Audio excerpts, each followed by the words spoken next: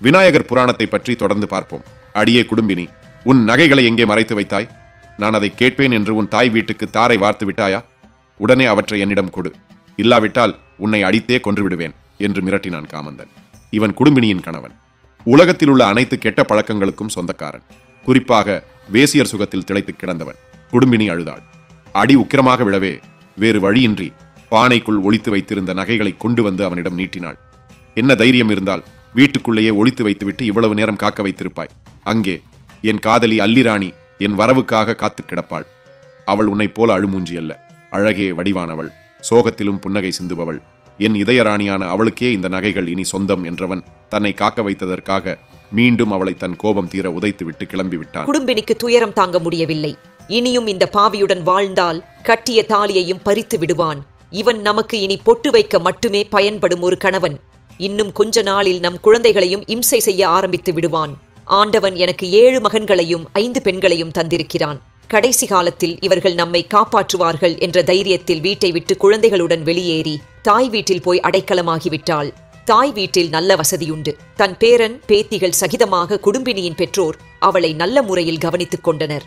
கணவனை பிரிந்து வந்தது அவர்களுக்கு வருத்தத்தை தந்தாலும் தன் மகளின் உயிருக்கே ஆபத்து வந்துவிட்டால் என்ன செய்வது என்ற எண்ணம் மேலிட அங்கேயே அவள் தங்கிவிட்டாள். அல்லிராணியின் வீட்டுக்கு சென்ற காமந்தன் அவளோடு ஒரு வாரம் மகிழ்ச்சியாக இருந்தான். நீ கொண்டு வந்த குறைந்த நகைக்கு இதற்கு மேல் இங்கே இருக்க முடியாது. மேலும் ஏதாவது கொண்டு வா எனச் சொல்லி விரட்டி விட்டாள் அல்லி. வீட்டில் இன்னும் ஏதாவது கிடைக்கும் என நம்பி வந்த காமந்தனுக்கு அதிர்ச்சி. வீடு பூட்டி கிடந்தது. ஜன்னல் வழியாக பார்த்தான். ஒரு செம்பு கூட இல்லை. பக்கத்தில் விசாரித்தான். நீ செய்த கொடுமைக்கு எவள்தான் உன்னோடு வாழ்க்கை நடத்துவாள்? அவள் பிள்ளைகளுடன் தாய் வீட்டுக்கு போய்விட்டாள் என்றனர். காமந்தன் அதை ஒன்றும் பெரிதாக எடுத்துக்கொள்ளவில்லை. உழைத்து பொருள் சேர்க்க தன்னால் முடியாது. ஆனால் கொள்ளையடித்தால் என்ன என்று தோன்றியது. பெரிய கடாமீசை ஒன்றை வளர்த்தான். இடுப்பில் பிச்சுவா கத்தியை செருகிக் கொண்டான். இரவு நேரங்களில் சாலைகளில் போவோர் வருவோரை மிரட்டி கொள்ளையடிக்க ஆரம்பித்து விட்டான். தர மறுத்தோரை கொலையும் செய்தான். காலப்போக்கில் பணத்தை தந்தவர்களையும் கொலை செய்வதை பொழுதுபோக்காக கொண்டு விட்டான்.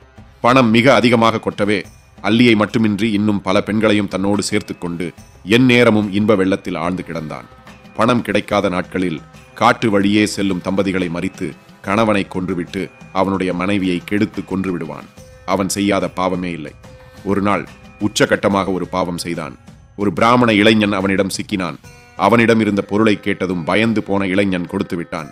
கத்தியை எடுத்து அவனை கொல்ல பாய்ந்த போது அந்த இளைஞன் கதறினான். திருடனே, என்னை கொன்று விடாதே. எனக்கு 2 மனைவிகள். மூத்தவளுக்கு குழந்தை இல்லை. 2ஆம் மனைவியோ இன்னும் வயதுக்கு வராதவள்.